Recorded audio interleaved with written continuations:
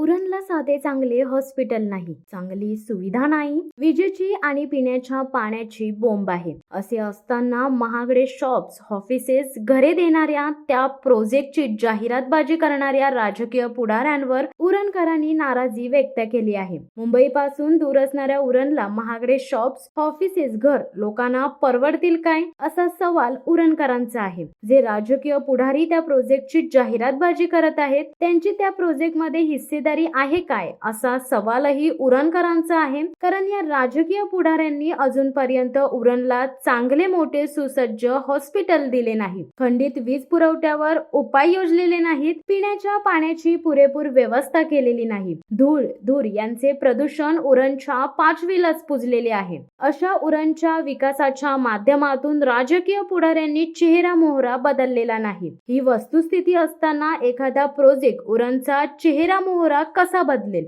फेकोगिरीला काही मर्यादा आहेत की नाही? एखादा प्रोजेक्ट, त्यातील घरे लोकांच्या माती मारायची असतील तर त्या प्रोजेक्टच्या उद्घाटनाला मराठी हिंदी चित्रपट सृष्टीतील नट्या, विशेषतः नट्या आणण्याची फॅशन सुरू आहे. या नट्या आपली मजबूत बिदागी घेऊन प्रोजेक्ट मधील महागडे शॉप्स, ऑफिसेस, घरे यांची पोपटपंची करतात. पोटार्थी नट्यांना त्यांचे मानधन मिळाल्याने लोकांना घरे घ्या म्हणून सांगायला काय जाते? अशी महागडी घरे लोकांच्या माती मारून आयुष्यभर बँकांचे कल्याण करण्याचे काम हे प्रोजेक्ट करीत असतात. महागड्या घरासाठी जेवढे लोन, कर्ज घेतले जाते त्याच्या दुप्पट रक्कम बँकवाले व्याजासहित वसूल करतात. सध्या तर घरांच्या किमती लाखो आणि कोटींमध्ये आहेत. घर बांधणारे आणि विकणारे दिवसेंदिवस श्रीमंत होत आहेत, तर विकत घेणारे हप्ते भरून भरून गरीब होत आहेत. सध्या घरे घेताना फसवणुकीचे प्रकारही वाढले आहेत. यात फक्त घरे घेणारा ग्राहक भरडत आहे.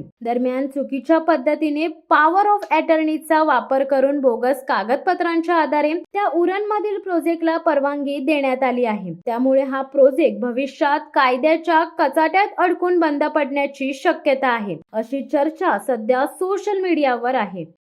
शिवसत्ता टाइम्स न्यूज ब्युरो, उरण. धडक बेधडक वृत्त देणाऱ्या आपल्या शिवसत्ता टाइम्स न्यूज चॅनलला लाल बटन दाबून सबस्क्राईब करा आणि बेल आयकॉनला क्लिक करायला विसरू नका.